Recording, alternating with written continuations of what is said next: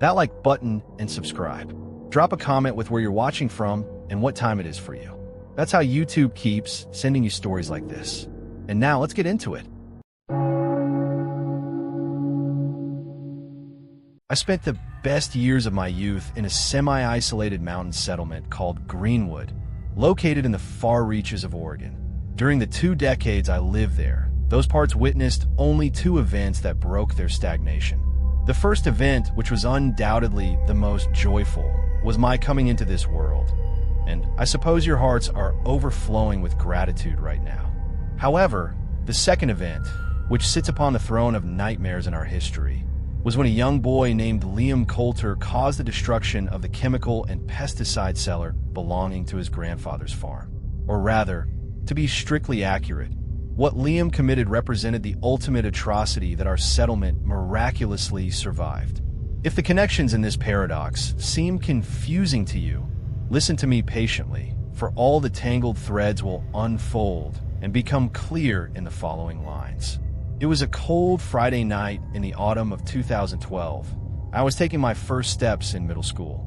It was that age when my friends and I would seize any opportunity to go out on foot to explore the woods adjacent to the town. Just miserable boyish adventures that knew nothing of the falseness of technology. We were wandering through the tree-lined paths when we spotted a girl from our class, named Emma, running in the opposite direction, trembling with terror. She stopped us, catching her breath with great difficulty, and cried out to us with wide eyes, "Oh my God, run." The Coulter family cellar is exploding, and strange gases are rising from it. Driven by overwhelming curiosity, we rushed in the opposite direction of her flight, cutting through the wooded path until we found ourselves in front of a raging furnace of green and orange flames devouring what used to be known as the farm cellar. As soon as we arrived at the outer perimeter, we were confronted by the environmental security forces and anxious rescue workers, who immediately forced us to retreat a great distance. We thought we were standing in a completely safe spot, which left us stunned and confused, but we obeyed orders and fell back. At that exact moment, sharp cracking sounds and successive chemical pressure explosions echoed from the depths of the earth. We saw the firefighters, who were trying to contain the gases, suddenly rush back and retreat behind their armored vehicles for cover.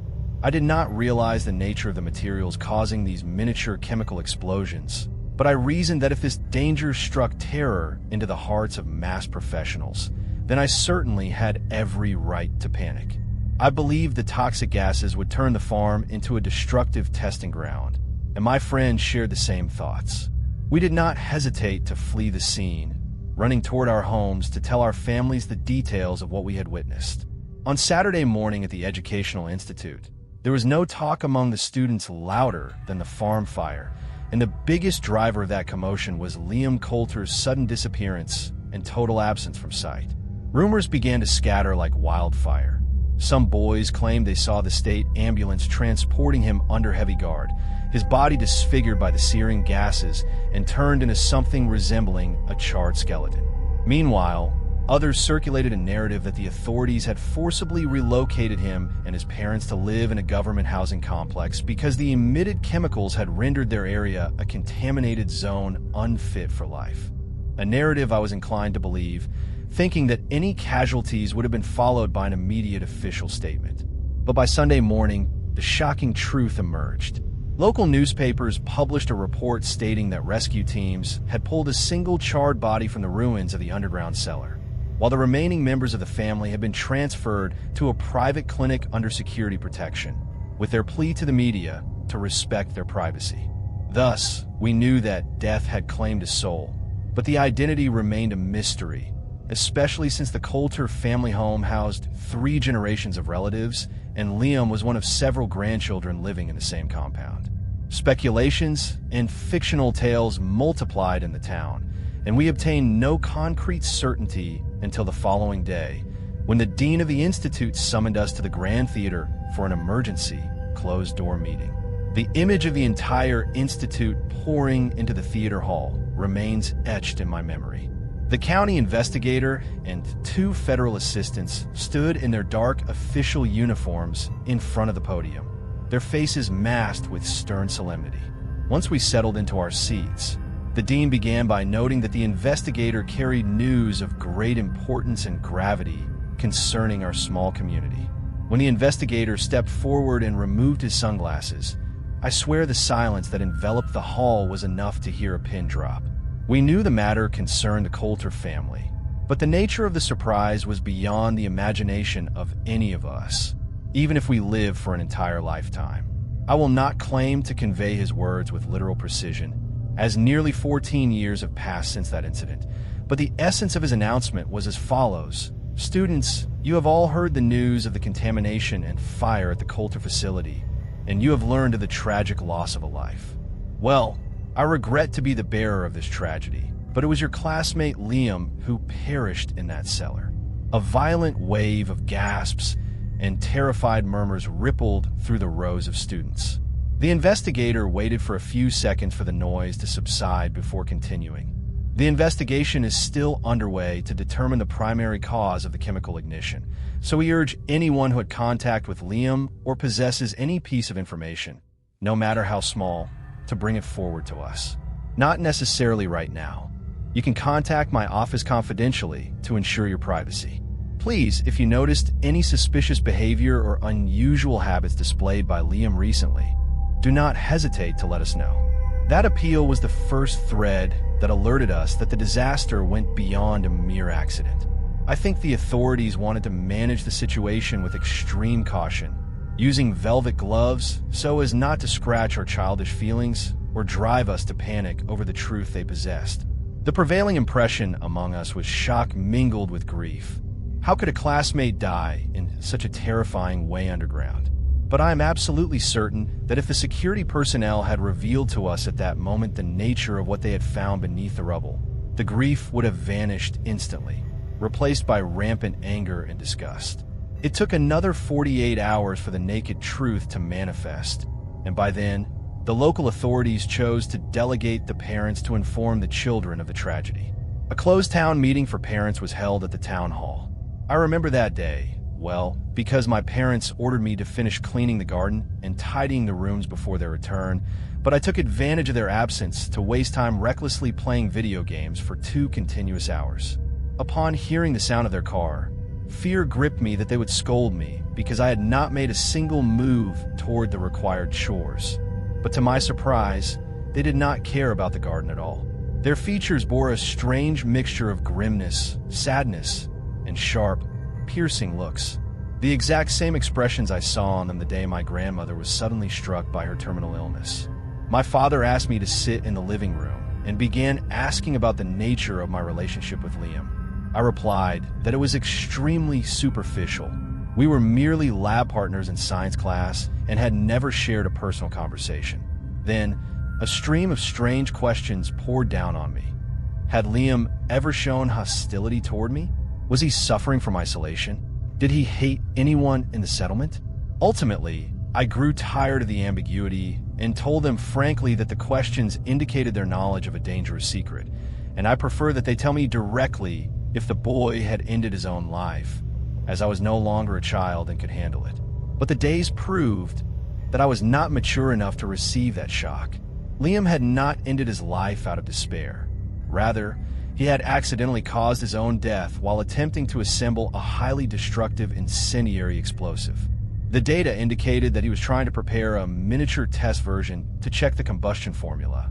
But while mixing the chemical components, a mistake in the proportions caused an immediate reaction that led to a massive pressure explosion, killing him in a fraction of a second before the flames expanded to consume the entire cellar. Initially, the security agencies thought he was just a boy suffering from an obsession with fires and destruction, and that he was tampering with aviation fuel or something similar. This explains the days it took for the forensic laboratory investigations to reach certainty. The experts had to sift through the ash meticulously and examine his personal computer and remaining belongings in his room to understand the motives. Here, investigators stumbled upon a secret, encrypted diary that Liam used to record the details of his grand plan, building a massive explosive device and planting it beneath the town's conference hall on a Friday morning. at the exact time when hundreds of residents and their families gathered to attend regular events.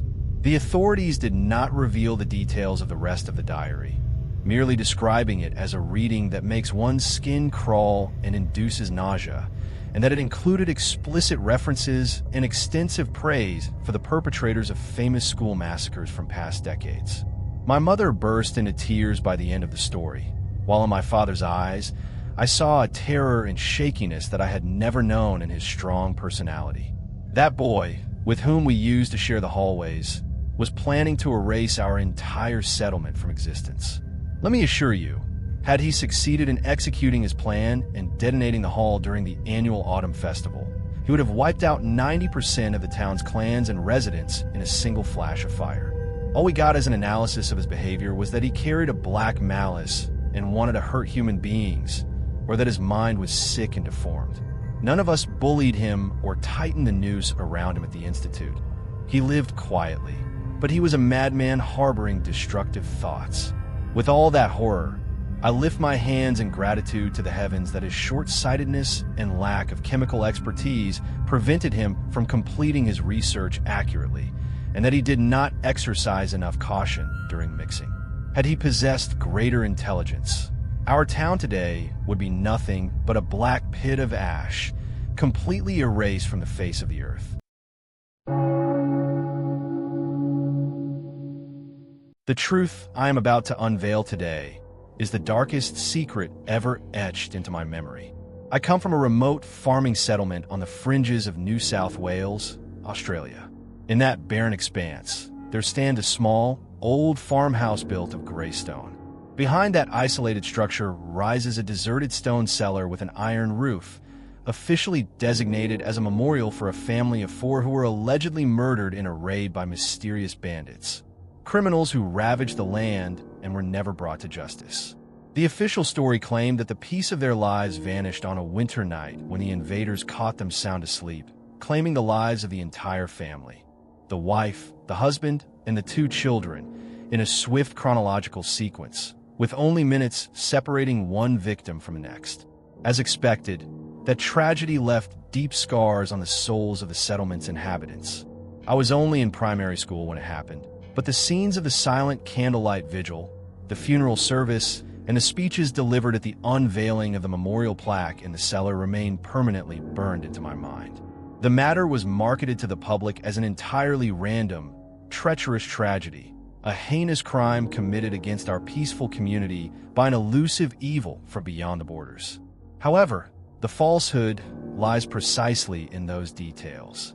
The reality that everyone covered up is an open secret, a truth passed down among the residents in cautious whispers, with no one daring to utter it aloud. The reason for this secrecy, as they later taught me, was the desire to preserve social peace and protect the settlement's reputation. But to this day, I do not understand how a fortress of lies can truly protect a community. It is merely a flimsy mask covering the distorted face of our town's reality. What is the point of counterfeiting peace and pretending we live in an oasis of happiness while reality bleeds with something far darker? Well, I suppose I have kept you hanging on the threads of suspense for too long, so I will get straight to the core of what happened on that accursed night. The family members ate a standard dinner and sat sharing conversations around the fireplace. Shortly before 10 p.m., the mother accompanied her 2 children to their bedrooms on the upper floor. The patriarch of the family usually stayed up late by himself, enjoying a cup of bitter coffee after everyone else had gone to sleep, flipping through wilderness hunting magazines, and checking the weather and agricultural news, the traditional rituals of men from that era. However, on that night, he never left his comfortable wooden chair.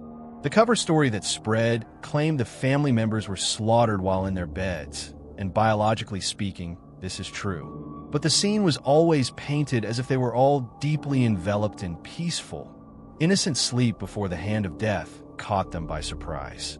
But that is an absolute fabrication. A few hours before the tragedy, the family had gathered around the dinner table. I do not recall the exact ingredients of the main dish. Perhaps it was a beef stew or something similar, but I am fully aware of the dessert that concluded the meal. The family's youngest daughter, who was 10 years old, had taken it upon herself to prepare a raspberry-flavored gelatin dessert that afternoon. In my mind, that dessert probably wasn't the best-made thing in the world. And my God, if my child showed a passion for cooking, I would have devoured the entire plate, pretending to be thrilled and grateful. What does it matter if the powder ratio was slightly off or the amount of extra sugar was overwhelming, as long as the goal was to encourage her? However, the secret behind the strange taste of that dessert was not the girl's lack of experience. Rather, it was because the 10-year-old child had emptied an entire bottle of a powerful liquid sedative compound into the gelatin mixture before serving it. I do not know for certain the exact amount she slipped in, nor how much of the dessert the parents and her older brother consumed, but it was enough to plunge them into a total, medically induced coma, paving the way for the little girl to put her dark plan into motion. Do you see the paradox now? The reason the authorities never caught the mysterious, murderous drifter who randomly broke into the house is because there was no external intruder that night whatsoever. Once the little girl made sure her family was completely unconscious, she crept toward the kitchen and drew a long, serrated knife from the utensil holder. She walked quietly down to the living room where her father was lying in a deep slumber on the wooden chair and plunged the knife into his throat. Based on the whispered accounts, she severed his neck with a cut so deep and wide that it stripped him of any ability to cry out for help. All he could manage to do was press his hands against the wound, his eyes wide with shock and question as to why, before his soul departed his body within a few fleeting minutes. Following that, she climbed the wooden stairs toward the upper floor and repeated the act with her mother and brother, tearing their throats open while they succumbed to the sedation in their beds. All of this happened on a Wednesday night, by the way, and not a single soul in the settlement suspected anything until Friday morning when the family failed to attend the weekly farmers' meeting. Even then, people assumed their absence was due to personal reasons. Perhaps they had taken a sudden trip to visit relatives in the city or were busy fixing a breakdown on the farm. Furthermore, our town is of that variety where everyone looks into their neighbor's business, yet they adhere to strict boundaries that prevent them from directly interfering in the private affairs of others. The point is, no one set foot across the threshold of that house until Monday afternoon, approximately 120 hours after the massacre took place. The children did not show up for class, and the parents failed to register their presence in the fields. From what I understand, the law enforcement officers spent the entire morning connecting clues and conducting inquiries until they deduced that the whole family had vanished under mysterious circumstances. Naturally, the first destination for the search was their residence, so two of the investigators' deputies set off to check on them. What those two men witnessed inside the house remains a matter of intense dispute and sharp division among the settlement's residents. Depending on who you listen to, one of three scenarios brought about the end. The first hypothesis claims that the 10-year-old daughter ended her own life inside the house after awakening from the fog of her guilt and realizing the sheer atrocity of the crime she had committed. Later, the entire matter was covered up simply to avoid the media circus and painful judicial investigations that would accompany a case of this magnitude. This is the most oversimplified explanation, and I know logical reasoning pushes us to believe it, but I personally do not favor it. I can understand the motives that led the elders to hush up the crime. Leaking a tragedy like this to the media would rip apart the social fabric of a small settlement like ours. But human sins occur at rates far higher than we care to admit, and news eventually leaks out, no matter how much time passes. So, what was so uniquely hideous and disturbing about this case? I mean, miles worse than the previous details of the murder that drove the residents to enforce an absolute wall of silence. For instance, in my case right now, I believe I am the first person who dares to recount these matters to an outsider.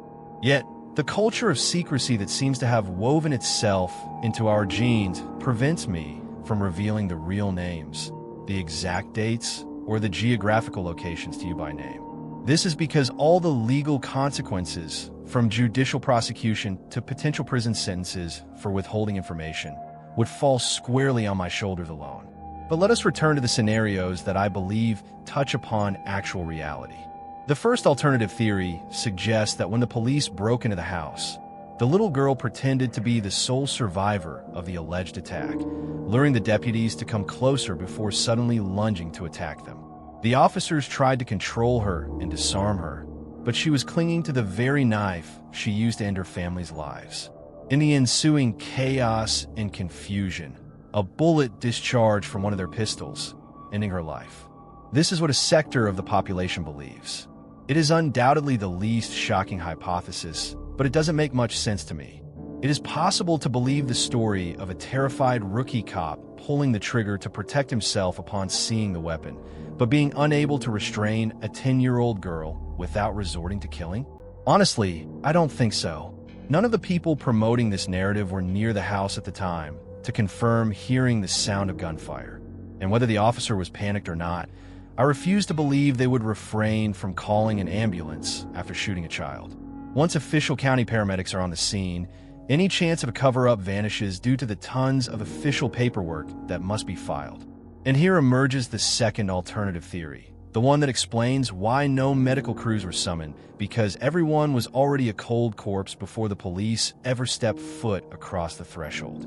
None of the neighbors caught a glimpse of the girl throughout the weekend, which means she never left the house to get supplies or go to town. So, how did she live those days and what caused her demise? According to some whispered accounts, the answer to these two questions carries details of supreme resistance and disgust. And worst of all, it represents the exact same answer.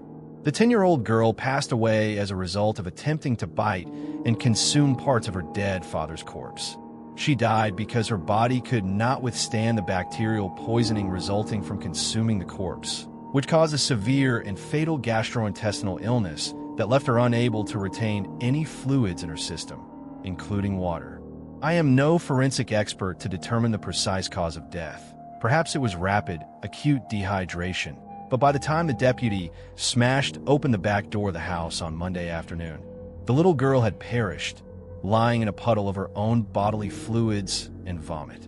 It is a highly suspicious coincidence that both officers who discovered the bodies resigned and left the county permanently shortly after the incident. Now, the only two witnesses to the truth have packed their bags and departed, leaving no way to track them or communicate with them. But at the same time, I can understand how two young officers raised in a simple rural environment could not bear the weight of the scene that forced itself upon their eyes that day. If the last theory is truly correct, witnessing something like that is enough to shatter anyone's mental equilibrium and drive them completely mad. As you can imagine, this conversation is not the kind I can have with just anyone. My childhood friends and I would exchange words about it in high school from time to time, but always in hushed, whispered tones, away from public spaces out of fear that the elders' ears might intercept us.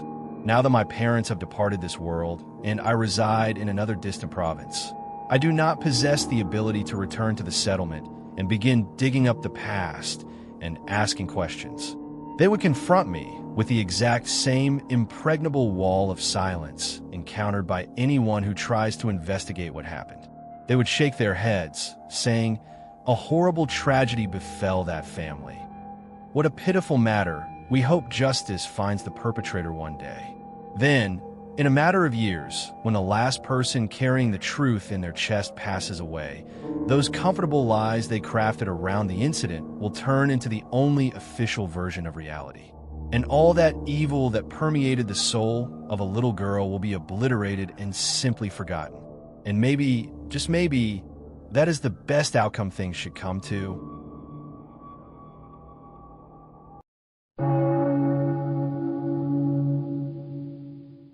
My family's memory holds the deed to our old summer cottage, a rustic, isolated structure built from dark eucalyptus timber, perched on the edge of a forgotten coastal village called Strider in the Australian province of Tasmania.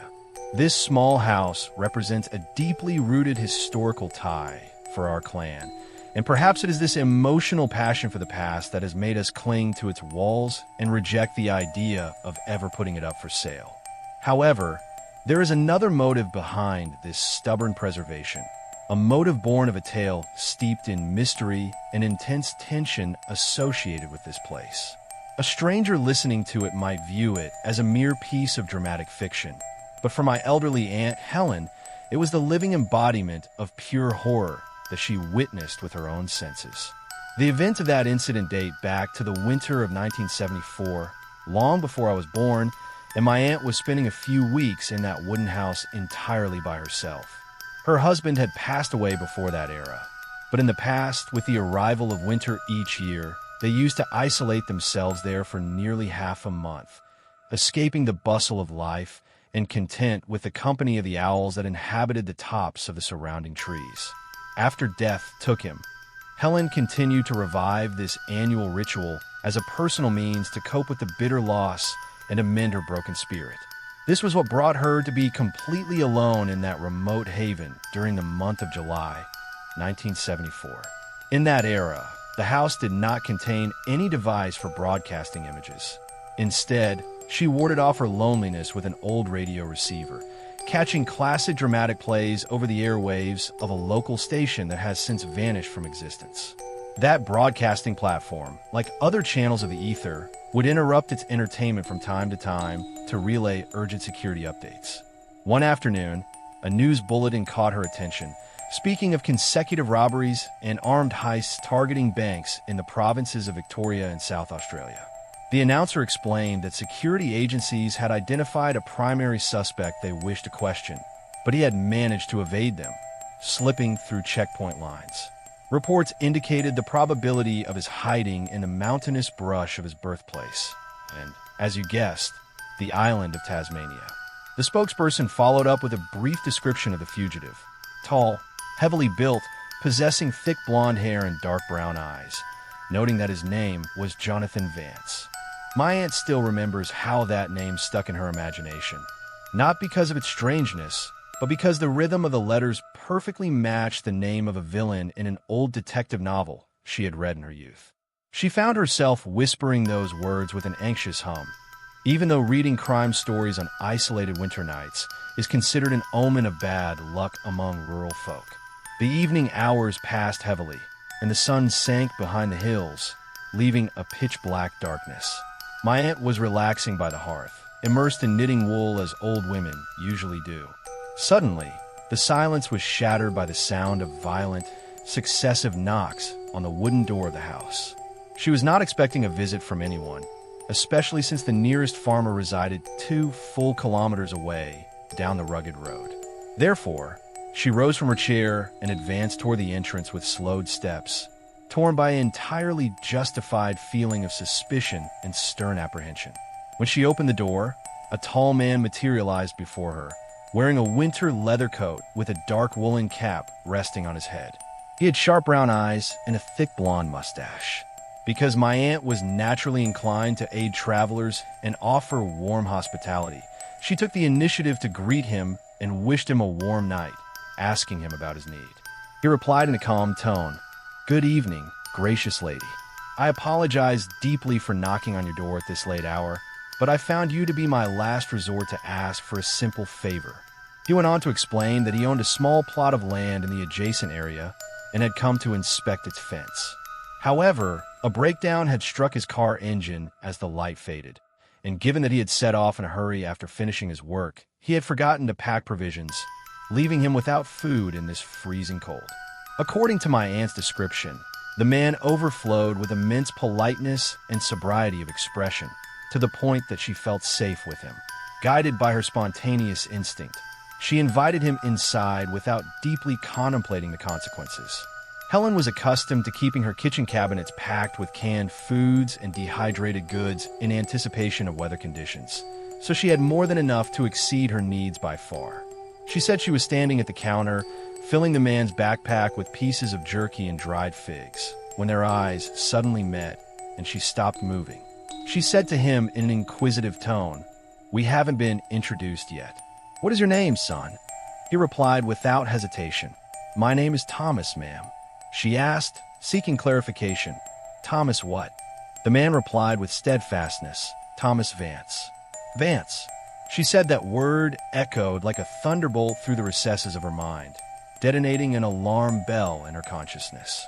The name wasn't Jonathan exactly, but the family route was identical in a terrifying way, a match close enough to let nausea and constriction gnaw at her entrails.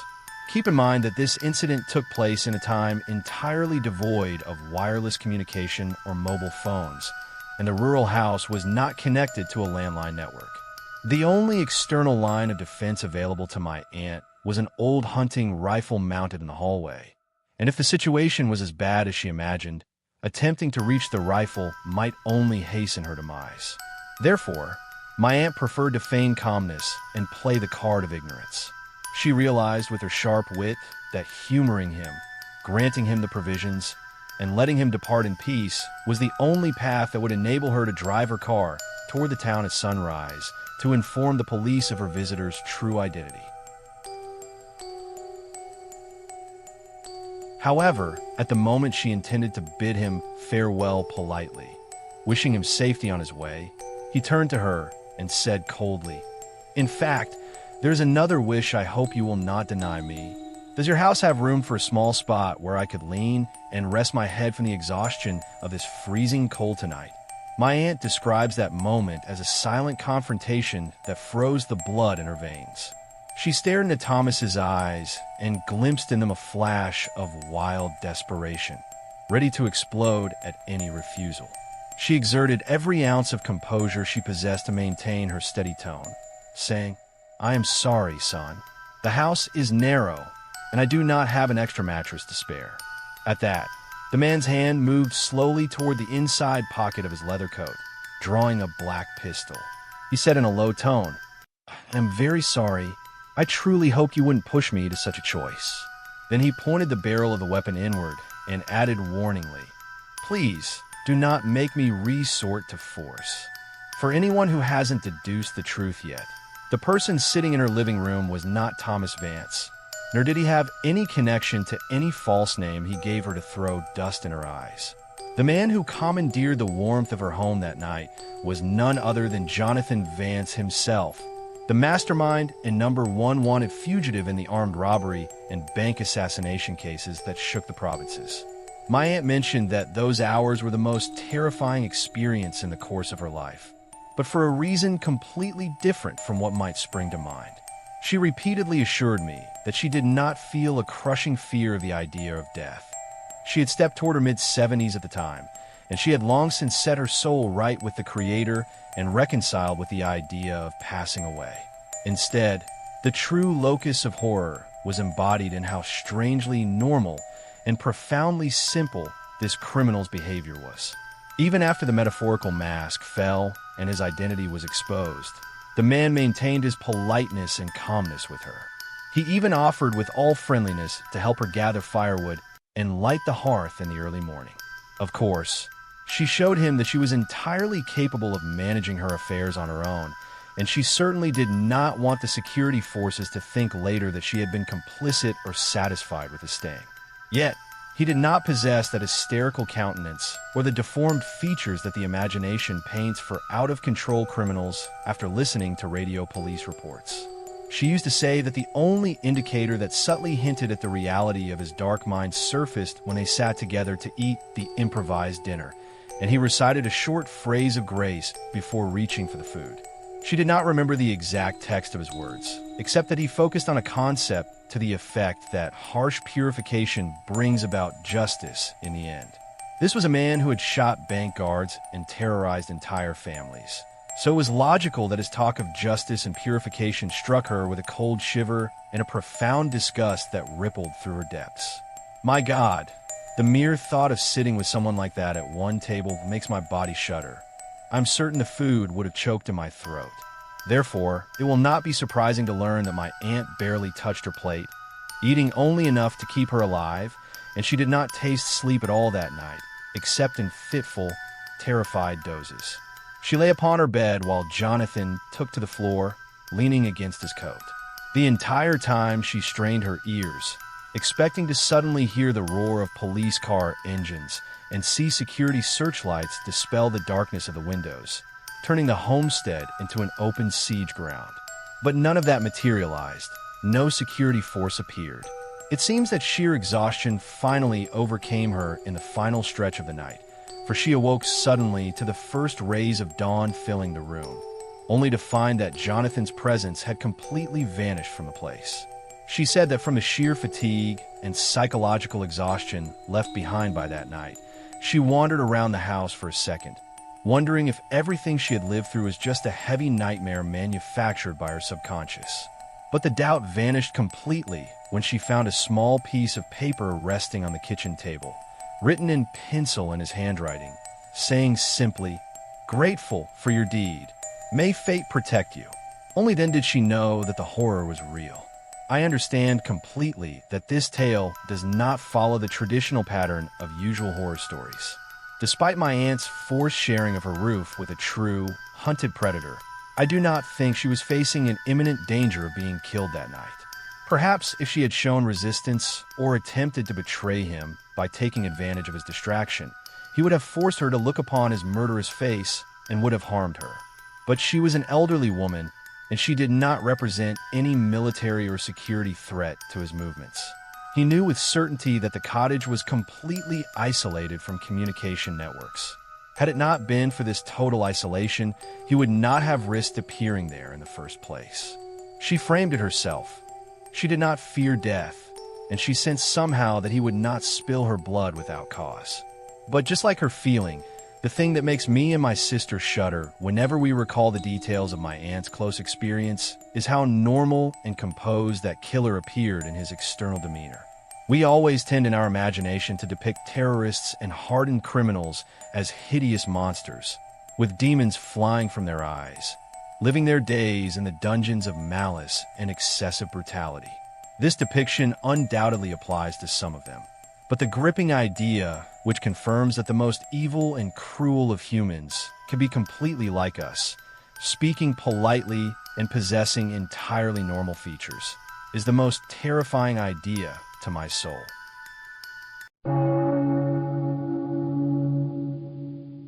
The northernmost edges of the fog-shrouded Canadian province of Nova Scotia hold a rocky island, home to a small town bearing a forgotten historical name. In the colonial era, this isolated spot was known as Port Royal, but it officially changed its name in the winter of 1934 after an eccentric British investor pledged to build the largest shipyard in North America, on the sole condition that the town be named after his favorite warship. Thus, the residents renamed it Ironheart. At the time, the town was home to only 3,200 farmers and sailors, and this number saw no sudden spikes for decades, growing only sluggishly with the birth of new generations. However, at the turn of the 1990s, specifically between 1992 and 1998, a mysterious demographic depression struck the town, causing hundreds of fishermen to pack their belongings and abandon their homes for the inland provinces without any declared reason. What lay behind this mass exodus and flight from such a beautiful land? The suppressed truth points an accusing finger toward an old man who owned an isolated lumber mill, named Arthur Vance Graham. Arthur was born on January 4th, 1921, in the mountainous town of Truro, and he and his younger sister, Eileen, grew up under the care of their sharp-tempered paternal grandfather after their mother abandoned them. Their father was a coarse fisherman who emptied his rage onto his two children whenever his nets returned empty, often visiting them in the cabin in a state of complete intoxication. Arthur recalled a winter night when his father gifted him an old book containing complex, gruesome anatomical drawings of medieval torture methods. Because Arthur craved the affection of his absent father, he viewed that book as a sacred relic and began poring over its pages with a morbid fascination until he became possessed by a bizarre fixation that the only way to earn his late father's approval was to master the art of controlling and completely subjugating the bodies of others. These dark thoughts inflicted deep fractures upon adolescent Arthur's personality, rendering him incapable of forming standard friendships or exchanging conversation with his peers at St. Jude Vocational School. This social isolation doubled the severity of the ridicule and cruel persecution he endured at the hands of the town's youth, anchoring a fierce desire for hidden revenge deep within his soul. Upon reaching adulthood, Arthur joined the Merchant Navy and worked as a maintenance technician in the heavy engine rooms before being discharged for health reasons. During those years, Arthur entered into marriage and failed 5 consecutive times. And though he kept the reasons for his divorce a secret, it was clear to everyone that he possessed a withered soul incapable of emotional giving or adapting to a woman's presence in his life. In the period following his final divorce, which witnessed a complete collapse of his psychological stability, Arthur underwent a dangerous behavioral shift. He spent his life savings, which exceeded $150,000, to reconstruct a secret basement beneath his lumber mill, which he referred to in his journals as the obedience cell. The obedience cell was a fortified subterranean room that looked from above like an ordinary spare parts storeroom, but its core was the manifestation of a true nightmare. Graham spent his fortune completely lining the walls with double layers of lead and cork to prevent any echo or cry for help from escaping, making its iron doors impossible to breach from the inside. From abandoned hospitals, he procured an old iron chair, the type used for brainwashing and trauma therapy in old wars. Arthur modified the chair with precision, equipping it with steel cuffs to restrain all 4 limbs and strip the victim of any margin of movement. On the opposite wall, he arranged massive iron racks filled with a terrifying assortment of electrical cables, leather whips, branding irons, sharp surgical blades, and manual bone drills. He also designed a custom mechanical generator to produce high-frequency electrical shocks and mounted anatomical charts on the walls illustrating the locations of vital nerves in the human body to inflict the maximum degree of agony without causing immediate death. Yet, amid this terrifying arsenal of death tools, the most horrifying feature was Arthur's installation of reflective mirror panels covering the ceiling and walls entirely. He was not satisfied with torturing his victims for days on end. He found a sadistic ecstasy in forcing them to watch the details of their own torment and bodily decay reflected before their eyes at every moment. From the late 1960s until the autumn of 1999, secret evidence indicates that Arthur Vance Graham abducted and confined approximately 50 women and girls, all of whom were residents of the remote coastal villages of Cape Breton. The practices he inflicted upon them surpassed the human mind's capacity to endure, and it is believed that many victims perished from neurogenic shock and severe bleeding long before he intended to dispose of them. He confessed in his papers to unleashing starved rats onto their bound bodies and injecting them with concentrated doses of hallucinogenic and sedative fluids to compound their sense of disorientation and terror. When his passion for a victim ended, he would inject her with a chemical cocktail composed of 2 substances used in veterinary anesthesia to induce temporary damage to memory cells, erasing recent events completely. He would then transport them in the trunk of his car under the cover of darkness and discard their bodies in dense forests or rocky crags. Graham relied on 2 standard ploys to hunt his prey, either stalking girls at night stops to slip sleeping powder into their cups, or donning the official uniform of forest rangers and taking them away under the pretext of violating curfew regulations. This diabolical strategy succeeded for decades. Were it not for the vigilance of a single victim who possessed an iron while surpassing the rest, Arthur Graham would have remained free forever. That survivor was named Nadine Rira. In early September 1999, Arthur stalked Nadine around an abandoned gas station on the coastal highway. There is no ground to criticize Nadine or the difficult circumstances of her life at that time, but indications show that she responded to his conversation when he claimed he needed a cleaning lady for his office for a handsome wage. She raised no objection when he produced a forged badge of a health inspector and told her she had to accompany him immediately for an official investigation regarding the trafficking of prohibited materials. Arthur led her to the back seat of his truck, and the girl initially thought she was heading to the county's administrative building. One can only imagine the suffocating horror that gripped her heart when the truck veered onto the dirt road leading to the town of Iron Heart, specifically toward the abandoned lumber mill.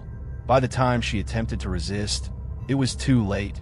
He struck her with a cruel blow that knocked her unconscious, bound her with thick ropes, and dragged her into the fortified cellar, where he secured her to the iron shock chair. When Nadine regained consciousness in the gloom of the cell, she heard nothing but a mechanical, haunting voice emanating from an old tape recorder. That calm, cold voice belonged to Arthur Graham himself. The recording said in a monotonous tone, "Welcome to your new resting place. There is no use in trying to move your limbs. The steel chains are designed to hold the weight of trucks, and the haze clouding your eyes and your muffled voice are the natural results of the sedative. I realize you feel intense dread and fierce anger, and this is to be expected. But now you must listen carefully to every word from this device. I will explain to you the rules of your upcoming existence, what pain awaits you, and the duration you will spend under my guardianship. I do not know your personal identity." The voice continued broadcasting, because this tape was recorded in the winter of 1991 to serve as a general instructional guide for anyone whose foot treads into this place. It is the product of my long experience in breaking rebellious spirits. You are here because fate chose you to be a submissive handmaid and a slave in this secret cell. These words may seem to you like the product of a sick imagination, but they're the only reality you will know from now on. It will require a monumental effort on your part to adapt to the whips of obedience, and your opinion on the matter does not concern me in the slightest. You will be treated as personal property until the time I decide to terminate your service. I select my prey with care, and you possess a strong body and a fresh youth that suits my designs. The female accomplice who helped Arthur manage this scheme and secure the prey was a woman named Marta Prescott, who was later sentenced to 30 years in prison for her criminal role in the obedience cell. Marta was responsible for luring vulnerable girls or runaways from their homes, whose disappearance would not arouse the interest of authorities or families. She also supervised the systematic starvation, though she did not possess that methodical, sadistic mindset that characterized Graham. The recorded tape continued to inject terror into the captive's soul. "Your value here is no greater than that of the cattle in the neighboring barns," the voice added. "And like the rest of the farm animals, you will receive just enough water and foul food to keep you alive and maintain your strength. I receive 4 or 5 victims each year, depending on my personal desires and my need for novelty. My eyes never sleep. The prey might be a girl whose bicycle broke down in the forest thickets, or a woman practicing a morning jog on the isolated beach. Anytime an opportunity arises without security risk, I will bring her here, even if the chair is occupied by another. Variety dispels boredom. Although breaking you will be entertaining, I will eventually tire of your presence. Since I do not favor the idea of stockpiling corpses around the town, I have devised a safe way to exclude you after completely draining your strength. You will be injected with chemical compounds that strip away your mental capacity and temporal linking, and I will manipulate your memories for several consecutive days through forced hypnosis sessions. By the time of your departure, you will not remember the features of this cellar, nor my identity, nor the nature of the torment you tasted.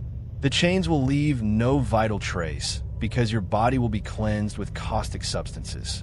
Afterward, I will return you to the outside world in ragged clothes on the side of a distant rural road, burdened with the pains of bruises that will heal in weeks, but your mind will be a mere blank page. You may not like the idea of erasing your mind, but it guarantees my survival, and it is certainly easier on you than ending up as a suffocated corpse beneath the soil. At the terrifying peak of the tape's verbal torrent, Arthur began delivering cold justifications about the impossibility of survival or rescue, saying, "Undoubtedly, there are investigations underway now and reports of her disappearance." Then he added cruelly, "But there is not a human being on Earth who knows of this cellar's existence beneath the mill. No police forces will come to rescue you, and no one will knock on this door. You are completely cut off from the world. As for the idea of escape, I know that human instinct will drive you to try, which is why I have installed a solid steel collar around your neck, connected to a heavy iron chain fixed to a ring welded into the concrete base of the floor. This collar is part of your body now and will not be removed until your departure. As I told you, you will receive your meals regularly, not for satiety, but to prevent your death. In the first few days, you will feel a severe weakness and a ravenous hunger, which is exactly what I prefer to break your will. The rules here are simple and few, but disobedience will be met with severe punishment. I do not like rebellion, and if forced, I possess enough surgical instruments to disfigure your body in ways you cannot conceive. If you try to bite me, I will rip out your jaw with iron pliers, and if you try to scratch me, I will tear your nails from their roots. These words may sound brutal, but they're the only guarantee of your total obedience. And if you cause me security troubles, I will not hesitate to slit your throat and throw you to the rats. As the tape neared its end, the tone shifted to a sickening calmness, urging the victim to surrender to ensure survival. As it said, "Be obedient, maintain absolute silence, and submit to reality to live. All the pain I will inflict upon your body will not leave a permanent disability if you do not resist. I am not deceiving you. Rather, I am placing before you the only map to survival. Deal with each day at a time. Be smart and swallow the pain in silence. Do not scream, do not speak without permission, and show the utmost submission and reverence for your master. I wish you a successful journey into my world." No human thought could fathom the depth of the psychological hell Nadine Rira suffered as she listened to those nightmare instructions. For 74 continuous hours, she was subjected to forms of physical torture and systematic psychological violation. On the third day of her captivity, Arthur was forced to travel to a neighboring town to deliver a shipment of timber, leaving Nadine under the sole guard of his partner, Marta Prescott.